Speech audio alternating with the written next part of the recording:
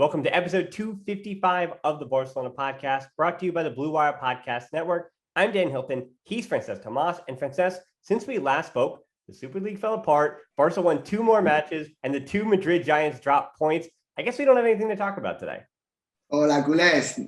I think we do. I think that what you just mentioned means that we've got a podcast in our hands. Obviously, it's not every week that we've got so many good news, especially on the pitch, because everything off the pitch matters less. Let's go for it.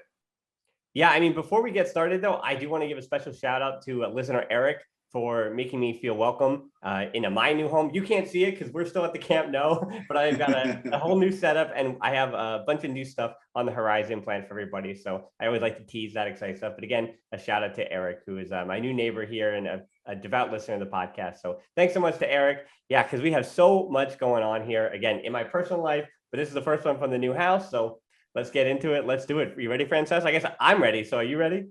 100%. Let's go for it.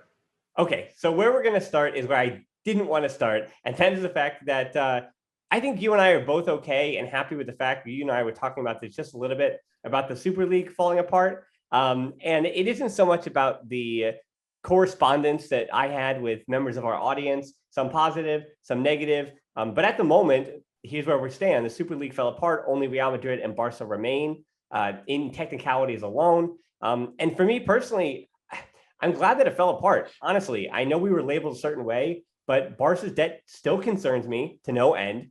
And thinking about the ways that the football club with tourism, et cetera, helped the city and the region, I do fear that major issues with Barca's finances are going to affect the city of Barcelona and the greater Catalan region in unexplored ways. If their debt, that being Barca's, winds up being as bad as it should be, as bad as it seems to be, if 1.2 billion, and especially those short-term loans are not paid properly. And I guess very selfishly, as I was trying to go through this, because obviously, I mean, every response other than truly ours was one obviously overwhelmingly obviously negative to the Super League happening. And as I said, I guess very selfishly, the most frustrating part of it was that those big clubs that don't really hurt, it doesn't really hurt the people at the top for this to blow up and to be a mess. And, and it's a point that I had made. It hurts the smallest people on the ladder. And if Barca has finance issues and gets pushed to the second division, which would never happen because of how important they are to Spanish football broadcasting deals, obviously, I mean, it would be the end of the show. Obviously, we'd lose all our listeners. I know you say that you love your club until you die, but not in the second division. People are going to leave.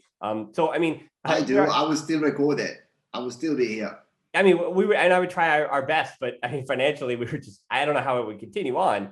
We'd want to, but I don't know how it would continue on. So I think where I wound up leaving it is that if I was a supporter of any other team, even a supporter of Tottenham who have their new stadium, or Arsenal or AC Milan or Inter Milan, if I was a fan of any other team in the Super League and it wasn't just sitting on Barca's debt, obviously I would have been very excited to see the Super League fall apart. I would have watched it like everyone else, but as I said, Barca's debt is the anchor to this story that continues to keep me worried about it. But all that said, I think to think about it rationally, I've had a difficult time because I'm a bit too close to this story. And I think that's honestly where I stand on it, that I'm just too biased because I have a financial stake in Barcelona completely not going under.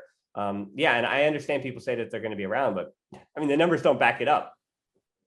Yeah, personally, I subscribe every single word that I said last week. That's the good thing about being honest and upfront, is that regardless of what the circumstance is after, regardless of what the next, let's just say, result could be, that could be on the pitch or off the pitch, if you've been honest with yourself, then you got to be proud of what you said or what you stand for. I am disappointed that the Superliga fell apart, to be honest. As I said last week, I would be much happier for Barca playing high caliber matches throughout the whole year. As the listeners obviously gathered from last week's show, I never wanted Barca to leave the Spanish league, but obviously having a competition in Europe that, let's face it, the great big matches only start in January, February, I don't think that's fun enough, to be honest. Also, if there's going to be a competition that will get Barca 4 times the amount of money that Bayern Munich got last season for winning it, I'm all up for that. Obviously, there are a lot of clubs, a lot of people that disagree with that. But I, for one, think that it seems like UEFA and FIFA have to, come out of this story like they are the defenders of football as we know it, and they have got the interest of every single club in the whole world. They defend every club in the world, and they come up victorious. Now we're not watching matches with a little Ernest in the corner. And I was listening to the Spanish media this week because it's been huge in Catalonia, but also in Spain. And there was someone there talking, and they were supporters of Levante. And they're saying, I'm not going to swear on the podcast, but what on blah, blah, blah, blah have UEFA and FIFA ever done for Levante? How has this crusade for FIFA and UEFA defending the small clubs, how has that come about? Why? What impact has it had in Levante, Recreativo de Huelva, Sporting de Gijón, Oviedo? What have these clubs got with FIFA that they seem to now be flying the flag for all the small clubs? That I don't understand. And the second point is the entertainment of the competition. I think that if you had, and I said it last week, I don't think that Super Liga is ideal as it was put apart. In terms of the founding clubs will never ever be relegated. I don't think that was fair. And if you push it, there were clubs like Tottenham and Arsenal, for example, that haven't really won anything at European level for so many years, even qualified for, I know Tottenham did a couple of seasons ago, but before that, in the last 20 years, they haven't really gone far in pretty much any European competition. So, but a club like Barça, I mean, we've qualified for, I think it's the last 16 every year for the last 20. I think that, from our perspective, to be honest and to be blunt, I think it makes more sense that Barça and Madrid and the bigger clubs in Europe, like Bayern Munich, PSG, obviously they weren't in it, out of choice apparently, but I think it makes sense that they get a bigger piece of the pie, because out of the 100 matches in the Champions League, say, just to give a number that were going to be played in the next season, in the top 10 of viewership, Barca, Madrid, Bayern Munich, PSG, Manchester United, whatever, they were going to feature anyway. So yeah, I think that. Well, I think what people are pushing back on is the closed system, and I've heard it's odd because I hear almost a watered down response to this from people here in America. I mean, it was all over. I mean, everybody who didn't know about anything related to the sport was talking to me about the Super League, and I think it's the fan culture is what I kind of not overlooked as an American, but I think for me, I'm so used to just the billionaires and millionaires and owners here in the U.S. having their closed system, having their single entity system, where there is no relegation, there is no promotion, and I think for me, I not even say I underestimated the ferocity of how much people would hate a closed system and how that is related to the footballing lore and the footballing culture in the UK and in Europe and in Germany and France and Spain. And it is interesting too that because already, and we hinted this out before, that the reaction in Spain about the Super League has been so again watered down in comparison to what we saw in the UK or even in Italy, and that is because for Spain the inequity is I mean, this is from the Spanish FA. So for Tebas it is hypocritical because he has allowed Real Madrid and Barcelona to take so much of the pie already, right? And yet, so I mean, and I'm thinking about where this is going from here. So we don't need to rehash what we said. We don't have to rehash all that. So I mean, aside from the personal stuff, I just want to say, like, Laporta is still in this deal because the club needs the money. That's why he continues to align himself with Florentino Perez on this. He wouldn't do that if Barca didn't desperately need the money. And it completely makes sense to me that people saying that Barca should be punished and deserve everything they get because they misspent their money. I understand that. I mean, that's justice, right? And it kind of neglects all the people that will suffer from it. I once again want to say that. And not just me. I just mean people around the club and people in the region who, the club props up so many incomes in that region. And the players were against it. The fans were against it. So any punishment also affects them and nothing happens to the owners. And this isn't just Barca. Yes, Barca is a board with an elected president, but everyone on that board would still be millionaires if they were forced to resign and Barca were in the second division. So for so many people that rely on the success of the club for jobs, that's not just Barca affiliated, but also Spanish football in general, punishments would change lives. And the final point before I let you go is that I get that people want justice.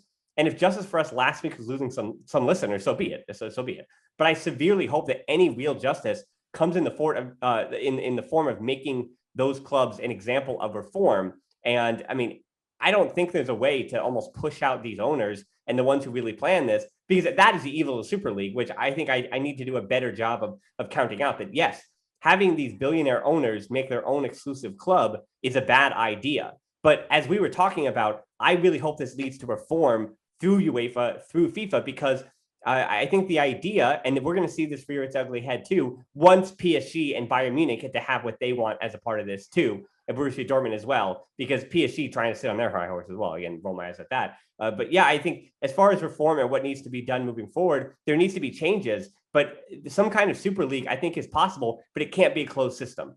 If anything, that's what you've learned, that the billionaire owners cannot control everything. I'm all for a Super League or a competition with the best teams, if you will, playing more matches against one another. But that has to be an open system. There has to be something that Barcelona can be relegated from. There has to be something that Barca are going to have to deal with. They're, making bad decisions, as in, right? So there has to be some kind of consequence in this Super League. If you make bad decisions and bad signings, et cetera, you get relegated from the Super League. And I think Barca, just how Barca can be, but don't get relegated from the Liga, they need to be able to be kicked out of this league if they make bad decisions like they have financially, and it leads to that point. I think there's nuance to this that I severely want to add, because this is not the end of the Super League. Yeah, no, for sure. And you cannot disagree that it needs to be based on sporting merit, for sure. But ultimately, you also need to make the Super Liga, or whatever you want to call it, because I agree it's not finished at all. It may be, I think the seed has been firmly planted, and it may not grow now, but I think eventually it will. As I said last week, there needs to be conversations between FIFA, UEFA, and the bigger clubs as to not with threats, like, you try to you try to leave the playground, so you're not playing with us anymore, sort of thing. That's too childish. That needs to be overcome.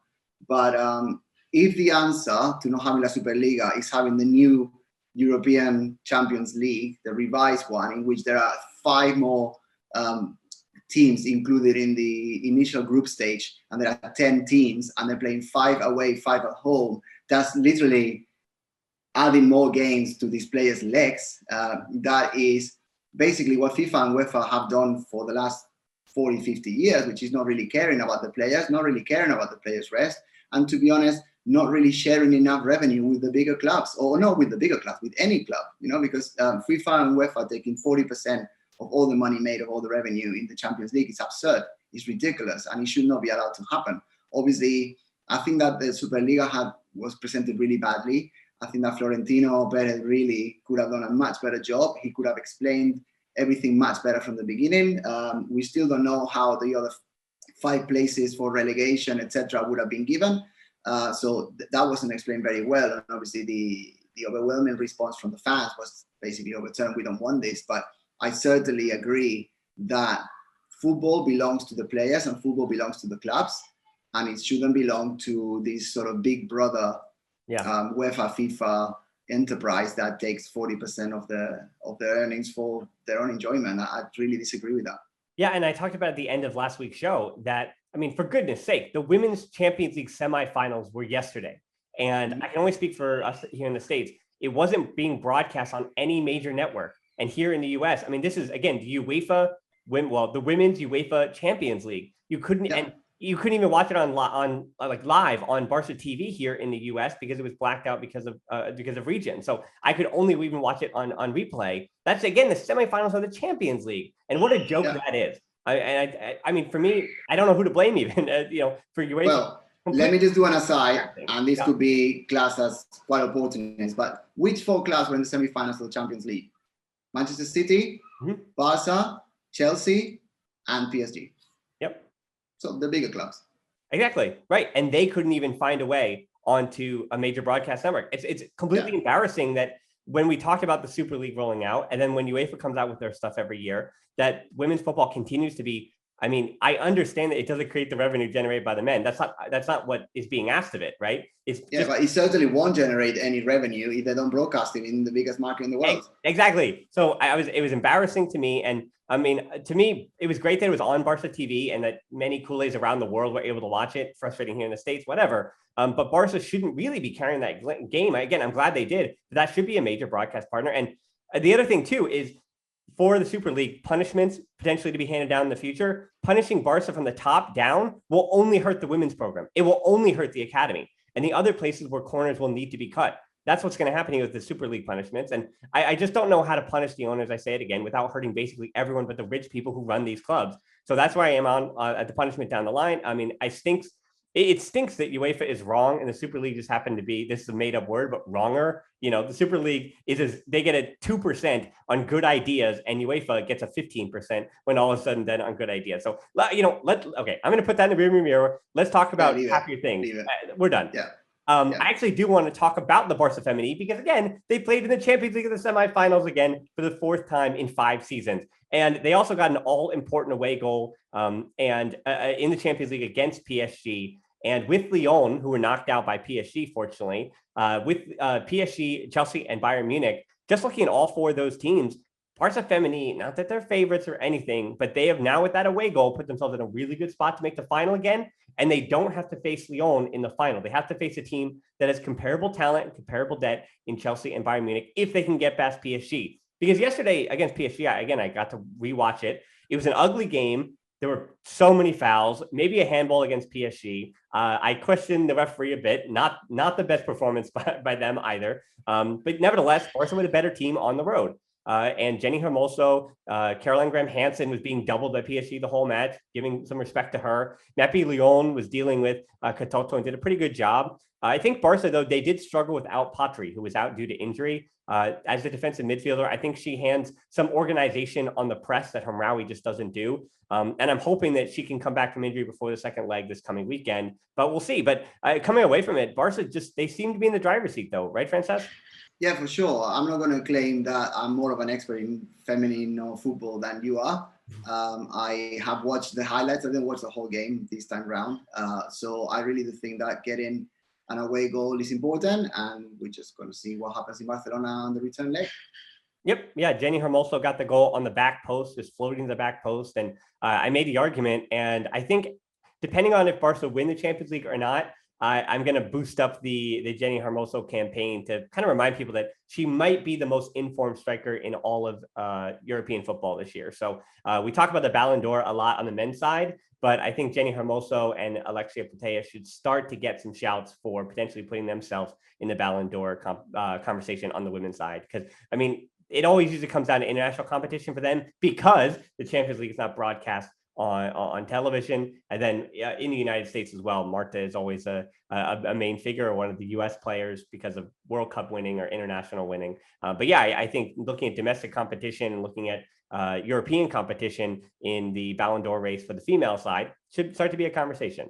Now, we are going to talk about the men's team. Again, we are how many minutes into the show? About 20 minutes in, and we have yet to even speak about the 2 matches that Barca's first team played since we last spoke. It was Getafe 5-2. Messi goals. There was plenty of Messi in that one, an own goal as well. Kind of gross from Getafe. Araujo gets a header, and then Messi gives Griezmann the PK. Those are the 5 goals from Barcelona. Villarreal was a Griezmann brace. That obviously happening yesterday. So the way to talk about all of this and make it concise and not make the show go 3 hours long talking and breaking down 2 matches that already happened, Francesc, I thought we could have and bring it all back. This is in the way back machine for our old listeners.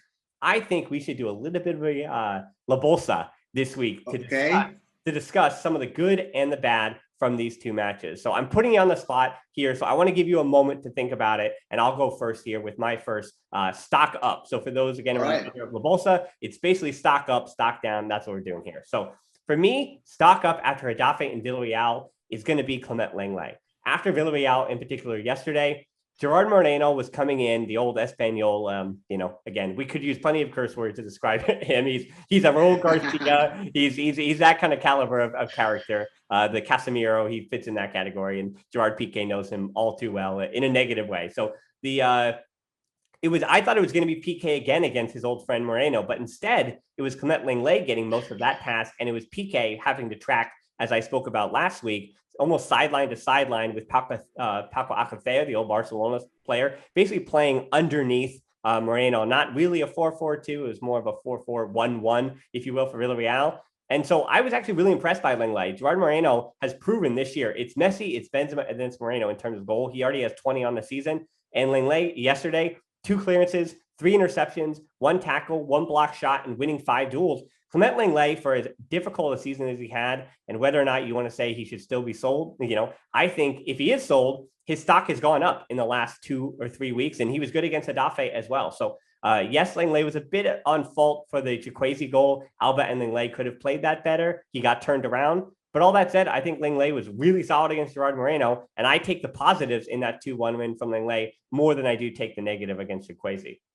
He was. I think that selling Lenglet makes no sense unless you got an outstanding offer that you really can't say no to.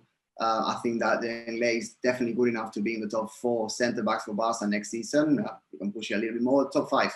But if you've got Piqué, Eric Garcia, Araujo, you've got Mingueza as well. I think that Lenglet is one of the, maybe not a starter in every game, but he's one of the valid players. And I think that if this season has shown anything in comparison to the previous 4, is that you need 18 very good players to compete until the very last match in every competition. And I think that Lenglet will certainly add. I think he's had, you can argue it's bad luck, but I think that even mentally as well, he's had a weaker season by his basically first and second season of Barca standards. But that's not to say that he cannot do a job for us. I think he's good to stay. But obviously, if they offer you 30 million or 40 million euros for Lenglet, you sell him. That's quite clear. Now, I didn't know it with La Bolsa, but highest stock, arriba del todo de la Bolsa, for me is Frenkie de Jong. I think that you can pick up from his excellent performance in the Copa del Rey final, but he continues to grow. I was listening to a debate in Catalunya Radio as well, and they even brought it up as well. Arguably, Frenkie de Jong is now better than the player that, and Ronald Koeman mentioned it in his press conference as well. He's arguably better already here now than he was at Ajax, because he's doing a lot more playing against, let's face it, and we go back to what we talked about before, much more high caliber competition. I think La Liga is stronger than the Eredivisie. I don't think anyone could disagree with that. So very physical. He's effortless on and off the ball. He does get sweaty. He does get very pinky, especially when you're playing at 3 o'clock in the Spanish sun. But ultimately, he never really feels tired. He's very generous with his stride. He's very generous with his work off the ball. I think Pedri has been celebrated all season because of recovering balls and doing a defensive job, but so does Frenkie, to be fully honest. I also think that the vision and the understanding of the system and the distribution of the ball, that's something that Frenkie de Jong in his first season at Barca last year had. That's something that we knew he had from Ajax. So that, that is not the reason to celebrate his improvement. He had that, and that's really, really good. That's why he's started at FC Barcelona, to be honest. But the difference now is that he is doing the, I'm going to say something stupid now. He's doing the Paulinho runs, the Paulinho crazy runs into the box following Messi, whatever. He's doing them constantly. He's doing with a lot more criteria, and he's sort of liking himself in this new box-to-box dropping from midfield situation. And especially in the game against Villarreal, he was constant. He was involved in every single play moving forward. He wasn't sort of hoarding the ball like I don't know, like Messi 15 years ago used to do. He is involved, but he's offloading, he's passing, he's overlapping, he's associating with Messi very well. Again, you don't really depend on Messi that much when you've got someone like Frenkie doing what he's doing. Between Griezmann and De Jong as well, there's been an understanding, and they don't tend to occupy each other's spaces. I think, especially in the last match as well, Frenkie's finishing could have been a little bit better. He would have definitely got on the score sheet without a doubt, but ultimately, I think he was outstanding in Villarreal and in his previous 2 matches as well. So without a shadow of a doubt, he's one of the better news this season. And as we said over the last 10 podcasts, there's a lot of good news coming from the Camp Nou, which is good. Yeah, I mean, I think I'm going to take the easy one too. I think you took De Jong, and my stock goes up for Ronald Koeman as well, because what he's doing with Frenkie de Jong is opened up those spaces for De Jong. And what I'd like to see is that if you track the way the Barca been playing tactics-wise, because against Getafe and against Athletic Club, against those teams that are just going to defend for 90 minutes, you've got to break them down. And I think you kind of say that it's more about the effort and more about the energy and more about continuing to fight the full time to get the points. But against Villarreal, I mean, it was really a tactical battle between Unai Emery and Koeman winds up winning that one. And I think not only the form that Barca are in, but he's taking the things that he learned. in the beginning of the season when Barca were playing with the double pivot, De Jong and Busquets, the press didn't make any sense. You'd have Busquets. I mean, and for those who were listening in the fall, Busquets would be the one to play farther forward, almost as this bit of a trident in this triangle pressing in the midfield. But now the way that Pedri and De Jong and Busquets press, it isn't really even a double pivot pressing, but they understand where they need to be and the moments they need to be in. And I think the press against Villarreal was some of the best that we saw all season long. They were continuing, especially in that first half, continuing to force turnovers over and over again. And De Jong, as you mentioned, is putting himself in the positions to succeed offensively, and he's doing the work defensively now. And it seems like we'd have to almost pick one in the fall when Barca weren't getting the results. Is he going to have a good defensive match and be in the right spots on the press, or is De Jong going to have be involved in the attack and get box to box? And, I know we say Paulinho and Arturo Vidal. I want to go farther back and say Boquero is actually the one that De Jong is reminding me of, just because his importance in the buildup, especially against Getafe, on one of those Messi goals. It was the second Messi goal when Messi makes that long run, reminding us of the old Getafe run that he made. It was De Jong who worked the 1-2, who held the ball up. And for De Jong to basically be playing as almost a right attacking midfielder at times, but then also he's playing back as not really a double pivot, but he's all over the place. And that's a good thing that we can't really pigeonhole him to one particular position because he's been all over the field. So my credit goes to Koeman not only for what he's doing with De Jong, but also for having the system that completely makes sense. And I give him a lot of credit too on the partnership with Griezmann and Messi. Those two together, and maybe this is again me going twice in a row, but my stock goes up for the Messi Griezmann partnership this week. With Dembélé dealing with that injury, Barca were fine because they got 5 goals in 2 matches from Messi and Griezmann. Messi winds up having a typical Messi game against Getafe. He's completely going nuts. And then Villarreal, through their midfield, they put Capu, Parejo, and then Coquelin comes on, and they put as many bodies on Messi as possible. Sure, fouling him, kind of disrupting things. That disgusting tackle from Trigueros that winds up being a red card that was really worrisome. So Villarreal were putting it to Messi, but because of the system that Koeman has built over the course of this season, you have Griezmann. I said De Jong probably could have the 2 goals you mentioned, but the fact that he was in those spots is a compliment to the system. Pedri had a long shot he could have had, and even Busquets in the last 3 matches has 3 chances on goal. 2 of them were accidents. He kind of ran into the ball as the ball was kind of pivoting and ricocheting off him. But still, Busquets getting involved in the attack as well. Araujo getting a goal on the header, and set pieces wind up have been an option for Barcelona. Mingueza, remember against even El Clasico, Mingueza gets one broken play on a set piece. So Koeman is basically gotten to the point where he's built a system that Messi, if he has a masterclass, Barca are winning that match 100%. Right? That's what's going to happen. If Messi shows up, Barca are going to win. But for the days that Messi is marked well or fouled or can't really find the match the way that, he always seems to, and he only has to be a playmaker and can't really be a finisher and a playmaker and all those different things, then you have depth. The rest of the squad is in a position to succeed in the point even where that 3-man game on Griezmann's first goal yesterday. Mingueza, that long pass over the top only happens because Messi checks back to the ball and Griezmann curls his run and vacating that spot. That is how you draw up a 3-man attack or the 3rd-man option, if you will. That is how the 3rd-man option works to a T, and Griezmann finishes off with a little dink. So, I went twice there, but my stock is way up for Koeman system right now, and my stock is way up for the partnership between Messi and Griezmann as well. Sure. So am I going for the stock down? Is that how these works? I guess so. We haven't really hit one of those yet. I think we might have. I only have one name on that list, and it might be the same person. I don't know, because obviously we haven't spoken about this because I didn't know this was happening, because we just wing it here. Dan's super prepared. I know nothing. So I don't know what you're going to say, but I think that Sergi Roberto's stock. That was exactly it. That's the only one I had. That's the only one I had. Barca have won every match. I've got 2 then, but let me say about Sergi first. Yeah. So let's be fair to him. He's just come back from injury. Not just injuries. So he's been out for a considerable amount of time. Now, unluckily for him, from a sort of individual selfish perspective, unluckily for him, Serginho Dest has grown enormously in his absence. I don't think that Serginho Dest is the finished product at all just yet, but what he certainly adds is that that ability to dribble and that willingness that resilience to just try again and then eventually get through.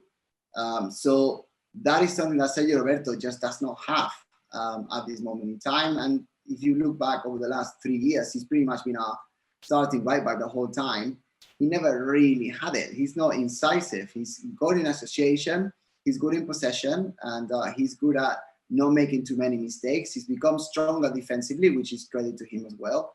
But I think that especially when you're playing with three centre backs, obviously centre backs opened up to the side, with Mingueza and obviously Lenglet on the other side and Piqué in the centre, you don't really need a right back. And you don't really need a right back that is going to be as conservative as Sergi Roberto, let's face it, is. So when Serginho Dest comes off, the difference is quite, I'm not going to say abysmal, but it's quite noticeable that Barca's willingness to move forward is just not the same. I've got a stat that was quite eye-opening that was mentioned in the retransmission in the Catalonia radio during the game. And in the first half, and it's not really Sergi Roberto, it's not on the right, it's not Sergi Roberto against Dest, but Jordi Alba had 5 crosses on, like significant crosses inside the area in the first half, and in the second half he had between 0 and 1. There was one that you could give, but it wasn't sort of a run towards the byline.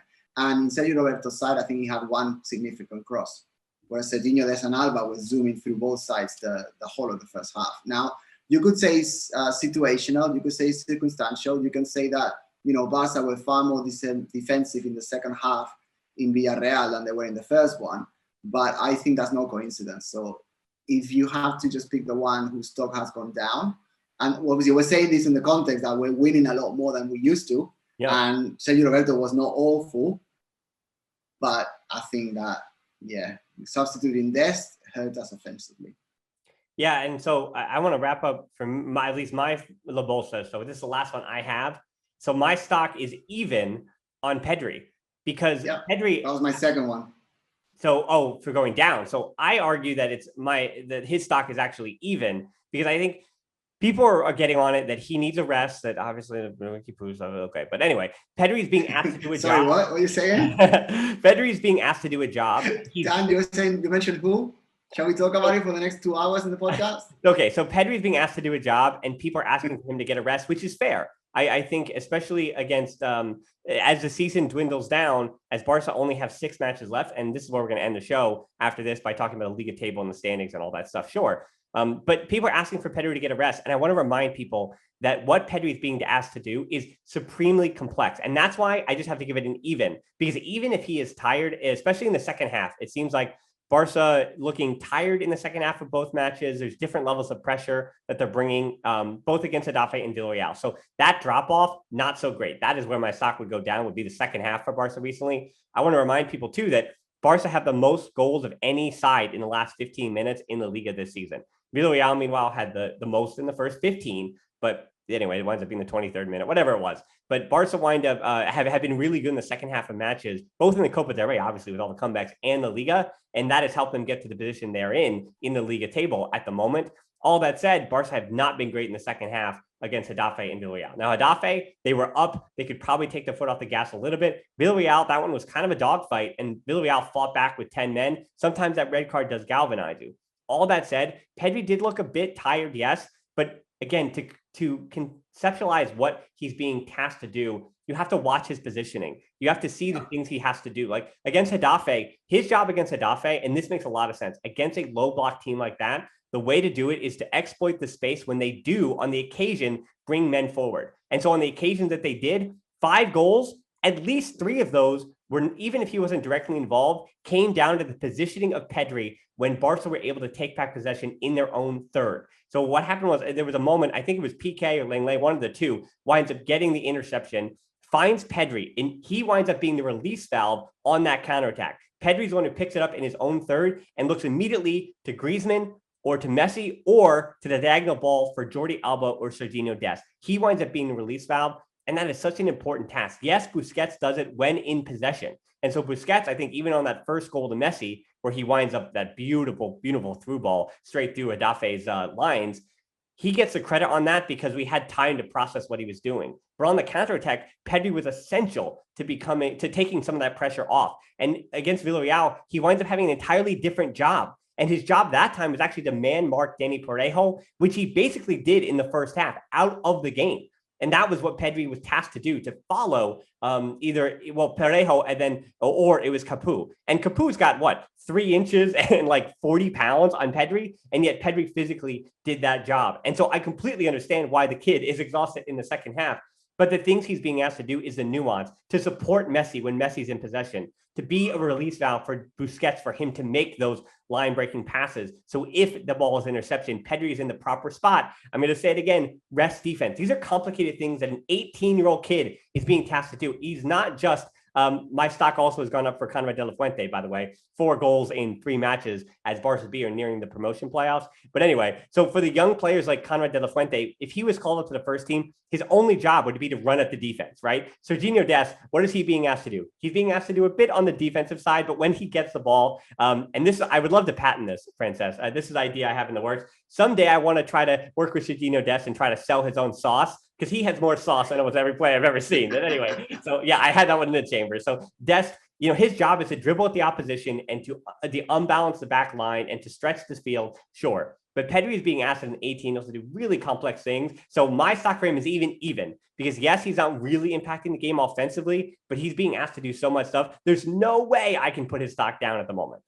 Well, I hope I made the argument to sell, not to sell, but to buy Pedri. Buy Pedri now. Buy that stock, Fred says. Don't sell your Pedri stock.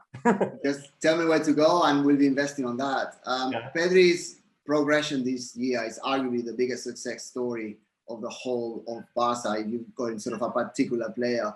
And I've got not much more to add to what you said. I don't want to repeat what you said. Just he's 18. He does extraordinary things on both ends of the pitch. And he has declined a little bit in offensive production. I think that's quite clear. But what he brings to the team is essential, because Barca, and we've seen this before, is not a team that needs 11 superstars. It is a team that needs Messi to be the superstar and everybody else doing exactly the job that they need to do. And Pedri has been the best partner that Messi has found. I'm going to not exaggerate here. Over the last 4 seasons, he's the best partner that Messi has had since we had El Tridente, to be honest. And he's done it at 18. He associates well, and he's the best partner that Messi could wish for. Obviously, Ilaix Moriba coming on. To be honest, I don't really care who comes on. I'm a Barca supporter. I'm not here for the one player. I'm here for the team. And if Koeman, who has turned the club around, thinks that Ilaix Moriba needs to be the one coming for Pedri because of his physicality, but not just that, because that's easy to say, physicality, speed, whatever, but his aggression, his willingness, his understanding of the Barca system, and let's say it as well, because I don't really hear many people saying this, his ability to play the ball to the right spots, which is something that when Ansu Fati got promoted, everyone went for, his speed, his goal scoring, but his understanding of the Barca system was second to none, and that's why he's slotted like a little puzzle. And let's face it as well, he doesn't want to take any protagonism. He doesn't want to be, tweeted about all the time. He's just there to do a job. This is Pedri and both Ilaix Moriba, and I think that Koeman is right to trust them both and to give Ilaix more and more playing time as the season develops. Yeah, and the final one, this is where we'll cap the show, is when we look at the Liga table, the final La Bolsa stock to look at is the fact that Barca's stock is up. They have played 1 less match, so Granada is the one to make up on Thursday. And if they were to win that match, Barcelona are at the top of the table through 33 matches played. They'll wind up being on 74 points. And Granada is a tough team, as I mentioned earlier, Europa League, but Barcelona have dealt with Granada pretty well. There are teams that Barca don't match up well with, and there are teams that Barca do match up well with. And Granada is actually one of those teams that they do match up well with, because Granada would like to play. And if you play with Barcelona, Barcelona will play with you. And Granada defensively are really well put together. But as we've seen in recent weeks, whether it's Griezmann, whether it's Messi, and remember, Dembélé has kind of been dealing with that injury. And the fact that Dembélé gets to work his way back from an injury and not be thrown right into the fire is something almost new. That, yes, he was hurt this year, and it's been a great sign for the first time in his career, right? He's been able to just, hey, we'll give you 15 minutes at the end of the last 2 matches to get reacclimated and find your feeding again, and just get healthy to check to see how you're doing. And that's wonderful. Yeah, it is. And I think that for Barca to be able to do that, then it links back to Griezmann performing at the level that he's performing. Because Koeman was not desperate to get Dembélé back in the team, because whoever took the spot, in this case Griezmann, is doing a great job. That's the same reason why Piqué didn't really need to be rushed back. Some people could argue that he was rushed back anyway for El Clásico. But it is important to know that the subs are keeping the subs. You know, the 13, 14, 15, 16, 17th player in the squad are the ones that are keeping this team alive, and are the ones that are making the biggest difference from previous seasons to the current. As to for the situation in La Liga, you cannot count the chickens before they hatched, so we need to play Granada for sure. I think that Barça, having just won the Copa del Rey and having found a system that is solid at the back, because we've talked about, you know, the final two-thirds, the two attacking thirds throughout this show, but that we can do all that because the three centre-backs at the back is actually working very well, and the defense is really solid. It's enabling our fullbacks to push forward. So it were not really that challenge at the back. And Granada, you know, they're, as you said, they're a team that like to have the ball, but I don't really see them coming at us too much. I think if we can secure the back, we can push forward with all the weapons we've got, and we should be winning that one, really. With 5 matches to go, given the momentum and the 20, because it's not just the last 3 matches, the whole of the 2021 year that we're having, it is hard to see how a shaky Atletico de Madrid are not going to drop any more points, really. I think they will. And Real Madrid, obviously, still challenging for the Champions League as well. They're not going to put all the artilleria or their artillery in La Liga, even though they would like to, but I just don't think they've got enough. So at this moment in time, Barca have got a very good chance of going all the way. And I know that the vast majority of our listeners listen to us every single week. I am flabbergasted that this group of players, with this coach, starting the season with no precedent, Barca Gates, Bartomeu out, and all of that, to be in this situation with 6 matches to go, to me is extraordinary. To be honest, I don't remember any season like this for us since the Johan Cruyff Tenerife Ligas back in the 1990s. And I was debating whether to say this in the podcast, but I am going to say it anyway because, you know, who cares? Back in the day when Johan Cruyff was the manager in Catalonia, everyone talked about Cruyff's flower in his butt. It's a Catalan expression. I don't know if it translates well into English, but it's all about being lucky in the key moments. And I'm beginning to think Koeman has inherited that flower. Maybe it's a combination between the Catalan flavor and, you know, Holland, etc. But let's hope that they water it and we continue to enjoy it. Yeah, Johan Cruyff yesterday would have been 74 years old. So happy birthday to the whole Cruyff family for Johan Cruyff. And yeah, this is the interesting Cruyff stat I had for you. 71 points and 76 goals now for Koeman in his first 32 La Liga games. And that stat is courtesy of Mr. Chip on Twitter. That's 2 more points and 8 more goals than Cruyff's Barcelona in that same period. So for as good as Johan Cruyff came, hitting the ground running at Barcelona at the Camp Nou. And yeah, I mean, the most surprising thing to me of this whole thing is just Messi. Is that Messi, after all the things that happened over the summer, after emotionally saying goodbye to the captain, after seeing him struggle out of the gate when he had gone through all that emotional stuff over the summer, and then he didn't really have a real preseason, and you know he was struggling. The guy's going to win the Pichichi Trophy. The guy already won the Copa del Rey Trophy, and he's going to potentially be the captain to what has been a miraculous comeback for the Liga title potentially. And you mentioned 6 games left. Yeah, it's Granada, it's Valencia, then it's the one that matters, Atletico Madrid, Levante, Celta de Vigo, and Eibar. And to me, the way I see it is that even if Barcelona now at this moment, I mean, this is just math, even if they draw with Atletico Madrid, if they win their other 5 matches, which again, Granada, Valencia, Levante, Celta de Vigo, and Eibar, all of those teams are farther down in the schedule than even Villarreal. So they don't have another top 7 team in the Liga other than Atletico Madrid. So if they can actually almost live with a draw against Atletico, if they can just win 5 other matches. And that is certainly something that this FC Barcelona team can do. So yeah, we started the show quite negative, but I wind up ending it on a positive note because I think that's, again, the stock is up for FC Barcelona at the moment and La Liga is back in their hands. They took care of business. They won the match against the teams they had to in Getafe and Villarreal. And the other teams, as we mentioned, Atletico Madrid, Real Madrid, their horses are running on dry and they're dropping points. And they also have those matches left. So yeah, I'll give you the final word. Then we'll say goodbye. Just to say that Ronald Koeman yesterday in his press conference used words from Diego Simeone, which is partido a partido, which is what match by match, which I really don't remember any Barca manager, to be honest, ever using. But he's totally right. If we can fight the 90 and be successful in the coming matches, even if we drop more points than the ones you just mentioned, I think we should still be champions. See what happens. Yep, Capion has work to do, and I keep saying it on the locker room, on the Barcelona YouTube and Twitch, and on the live coverage that we've been doing, that there are 6 finals. That's what it is. It's 6 finals. Zidane says it so much that we kind of roll our eyes that every press conference he says every match is the final. But for Barca, it really is. They control their own destiny. 6 finals, 6 matches that matter. They don't have to worry about the Champions League.